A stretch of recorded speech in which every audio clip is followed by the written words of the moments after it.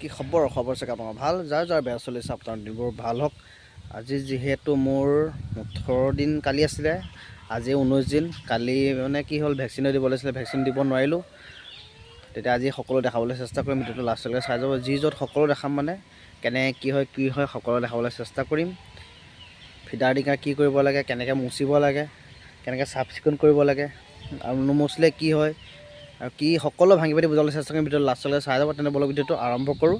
যদি নতুনকৈ চেনেলটো চাই ছাবস্ক্ৰাইব কৰি দিব আৰু শ্বেয়াৰ কৰিব, যাতে সকলো বন্ধুসকলে ভিডিঅ'টো চাবলৈ পায়। তেনে বলক ভিডিঅ'টো আৰম্ভ কৰি পেলাওঁ।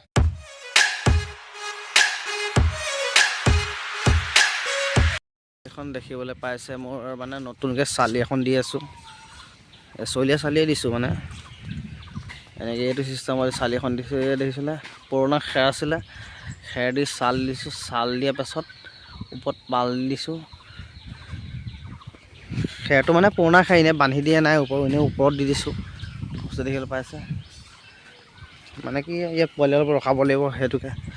আৰু এইখন মানে চালি এখন দিলোঁ। আপোনাৰ কি কয়, এইফালে সোমালে মানে পানী চানী পৰে, সেইকাৰণে চালিখন দিবলগীয়া হ'ল। এইখন দেখিছে, বাঁহ পাত নধৰা হৈ আছে চালিখনত। এইডোখৰত চালি এখন দিলোঁ, মানে সেইখন চালিখন তাত অলপমান পোৱালি অলপ ৰখাবলৈ লাগিব। যিহেতু এয়া দেখিবলৈ আছে, মোৰ পোৱালি ইয়াৰ ভিতৰত ধুনীয়াছে খেলি আছে, আপোনালোকে দেখিবলৈ পাইছে। যিহেতু অলপ এদিন বতৰটো উইণ্টাৰ হৈ আছে, বতাহ মাৰি আছে, বৰষুণটো কালি ৰাতি দিলে, সেইহেতুকে পালটো মই তুলি থৈছোঁ, যাতে ঠাণ্ডা বতৰটো খাবলৈ নাপায়। ঠাণ্ডা বতৰটো যদি সিহঁতৰ গাত লাগি যায়, প্ৰব্লেম দিব, বহুত প্ৰব্লেম দিব। সেইহেতুকে মই বেৰি থৈ দিছোঁ। চাৰিওফালে দেখিবলৈ পাইছে আপোনালোকে, এনেকৈ কৰি বেৰি থ'ব। দিনৰ পক্ষত অকণমান খুলি দিব, কিন্তু ৰাতিপুৱা হৈ আছে যিহেতু মই খুলি দিয়া নাই। আৰু বৰষুণ পৰিলে ঠাণ্ডাটো গাত সোমাব দিব নোৱাৰি এতিয়া, যিহেতু ইমান বয়সো হোৱা নাই এতিয়া সিহঁতৰ, 17-18 দিন হৈছে, ইমান ঠাণ্ডাটো পাব দিব নোৱাৰি। সেইকাৰণে মই পাল চালবোৰ নমাই দিয়া নাই। দেখিবলৈ পাইছে আপোনালোকে, দানা পানী খাই আছে, ধুনীয়া আছে, মজা হৈ আছে, পোৱালি ষ্ট্ৰং হৈ আছে। আজি ভেকচিনটো দিম আৰু। দেখিবলৈ পাইছে, এয়া মোৰ পোৱালি আপোনাৰ আজি 19 দিন হ'ল। 19 দিনৰ পোৱালি দেখিবলৈ পাইছে, কি ধুনীয়া হৈ আছে, দানা পানী খাই আছে, আৰু ধুনীয়া আছে, মানে ষ্ট্ৰং হৈ আছে। আৰু যিখিনি দৰৱ দিব লাগে সেইখিনি দৰৱ দি আছোঁ মই, হিচাপৰ পৰিমাণে আপোনালোকে দি যাব। আৰু ডেইলি চাফ চিকুণটো মেইন, চাফ চিকুণটো কণ্টিনিউ কৰিব, তাৰ যাতে লেতেৰাবোৰ নহয়।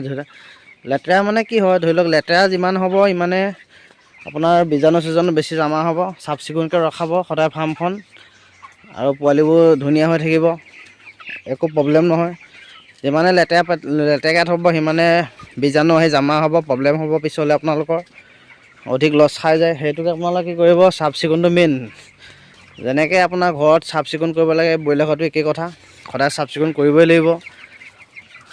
আৰু বিশেষকৈ এই ঢাকনখন যে দানা পাত্ৰ দি ঢাকনখন লগালগ মোহাৰি দিব।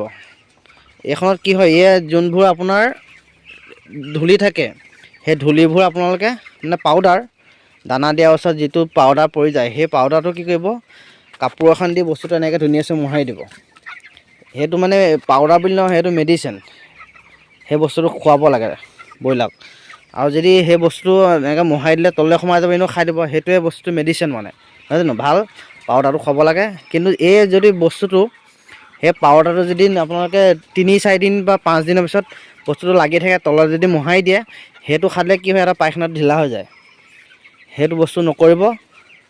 সেই বস্তুটো মানে কৰিলে কি হয়, সেইটো পেটটো বেয়া হ'ব। সিহঁতৰ পেট বেয়া হ'লে ঢিলা পায়খানা কৰিব। আৰু পানী হগাৰ লগে লগে আপোনাৰ স্প্ৰে মাৰি দি ফিচিককৈ মাৰি দিয়ে, পানী ওলাই যায়। মানে সিহঁতৰ লেট্ৰিনটো পানী হয়, ফিচিককৈ হাগে। স্প্ৰিং মাৰি দি মাৰে বহুত দূৰলৈকে। এইটো ডেইলি চাফা কৰিব, এতিয়া ভাল ফল পাব। আৰু এই ঢাকনাটো দেখিছে, ঢাকনাটো কি কৰিব, লেতেৰা যোনবোৰ আপোনাৰ খেলাই, ধৰি লওক পানী কিবা এটা হেৰি হৈ যায়, সেই বস্তুটো ডেইলি এইটো চফা কৰিব। পানীটো দিয়াৰ পিছত ৰাতিপুৱা যেতিয়া পানীটো খাই মেলি শেষ হৈ যাব, তাৰপিছত কি কৰিব, কাপোৰ বা যিয়ে নহওক, চুৰি এটা লৈ পেলাই সেই ঢাকনটো ধুব লাগে। এতিয়া কি হয়, ইয়াত মানে কি পানী খোৱাৰ পিছত কিবা ক'লা বা লেতেৰা দানা খাই লেতেৰা চেতেৰা হৈ দিয়ে, সেইটো চাফা কৰিব। চাফ চিকুণটো মেইন, চাফ চিকুণটো কৰিব, পৰিষ্কাৰ পৰিচ্ছন্ন মানে কৰি থাকিলে ভাল আৰু, মানে সেইটোৱে কথা। যিমানে ভালকৈ ৰখাব সিমানে ফল পাব, বেয়া ৰখালে কি হ'ব, বেয়া ফল পাব, সেইটোৱে কথা। আজি যিহেতু মোৰ 19 দিন হৈ গ'ল, ভেকচিনটো কালি দিব লাগিছিলে, কালি ভেকচিনটো দিব নোৱাৰিলোঁ, বতৰটো বেয়া কাৰণে ভেকচিন দিব নিদিলোঁ। কিন্তু আজি ভেকচিনটো দিম, আজি মানে অকল বতৰ অকণ হেৰি কৰিছে, ভেকচিনটো আজি দিম। সেইটোকে যোনদিনা আপোনালোকে ভেকচিন দিব সেইদিনা পানী চফা কৰা মেডিচিনবোৰ নিদিব। মানে এইবোৰ টেবলেটে হওক, এচিডে হওক, আয়ডিনে হওক, একো নিদিব। পানী চফা কৰা একো নিদিব, অকল খালী পানী খুৱাব যোনদিনা ভেকচিন দিয়ে। 1 নম্বৰ ভেকচিন দিয়ক বা 2 নম্বৰ ভেকচিন দিয়ক, কোনো কথা নাই। যোনদিনা ভেকচিন দিব সেইদিনা আপোনালোকে কি কৰিব, নৰ্মেল পানী খুৱাব, একো মেডিচিন নিদিব। গম পালে নহয়? মানে মেডিচিনটো দিব নালাগে যোনদিনা ভেকচিন দিব দেই। আৰু মানে কি, মই ভেকচিনৰ 2 নম্বৰ ভেকচিনটো কেনেকৈ দিব লাগে মই আপোনালোকক ভিডিঅ' আকাৰে বুজাবলৈ চেষ্টা কৰিম, দেখাবলৈ চেষ্টা কৰিম। 2 নম্বৰ ভেকচিন অকণ দিবলৈ কষ্ট হয়, তেওঁ বুলিও ভেকচিনটো দিবই লাগিব। আৰু ভেকচিনটো কিছুমানে কি কৰে, পানীৰ লগত বা গাখীৰ লগত গুলি খুৱাই দিয়ে। সেই ভেকচিনটো কেতিয়াও পানী বা হেৰিৰ লগত, এইটো কি কয়, গাখীৰৰ লগত গুলি খুৱাব নালাগে। সেই বস্তুটো কি কৰিব লাগে, চকুত দিব লাগে। চকুত দিব লাগে। চকুত দিলে মানে কি হয়, আজিকালি গম পায় নহয় প্ৰব্লেমবোৰ কথা, আৰু সেইবোৰ নকলেও হয়, জনাসকলে জানেই। IBD প্ৰব্লেমটো বেছি চলি আছে নহয় জানো, সেইকাৰণে IBD প্ৰব্লেম বেছি চলি আছে। সেইকাৰণে আপোনালোকে কি কৰিব, চকুত দিব। 1 নম্বৰ ভেকচিনটো হওক বা 2 নম্বৰ ভেকচিনটো হওক, কেতিয়াও পানীৰ লগত গুলি বা গাখীৰ লগত গুলি কেতিয়াও নহয়। পানী বা গাখীৰ কেতিয়াও গুলি নোখোৱাব। আপোনালোকে কি কৰিব, চকুত দিবই লাগিব। মই ৰাতিকৈ ভিডিঅ'টো বনাই আপোনাক 2 দিনৰ ভিতৰতে মই আপলোড দিম। ভিডিঅ'টো চাব, চাই পেলাই আপোনালোকে তাৰপিছত সেনেকৈ দিবলৈ চেষ্টা কৰিব। ভিডিঅ'টো কেনেকুৱা পালে চাই আপোনালোকে কমেণ্ট কৰি জনাব। আৰু কিবা সুধিব লাগে কমেণ্ট কৰিব আপোনালোকে, মই নিশ্চয় ৰিপ্লাই দিবলৈ চেষ্টা কৰিম। আৰু যদি নতুনকৈ চেনেল কোনোবাই চাই আছে, নতুন মেম্বাৰে চাই আছে, আপোনালোকে ছাবস্ক্ৰাইব কৰিব, তেতিয়া আগলৈও মই ভিডিঅ'বোৰ বনাবলৈ সাহস পাম। কমেণ্ট কৰিব। আৰু যদি কিবা ভিডিঅ' ৰিলেটিভ চেনেল আপোনাৰ ভিডিঅ' চাবলৈ মন যায়, তেতিয়া চেনেলটো ছাবস্ক্ৰাইব কৰি দিলে আপোনালোকে আগলৈ চাবলৈ পাব নহয় জানো। সেইটোকে চেনেলটো ছাবস্ক্ৰাইব কৰি থ'ব। আৰু কিবা সুধিবলৈ কমেণ্ট কৰি জনাব। তেওঁ ভিডিঅ'টো ইয়াত সামৰিছোঁ। ধন্যবাদ। জয় অসম।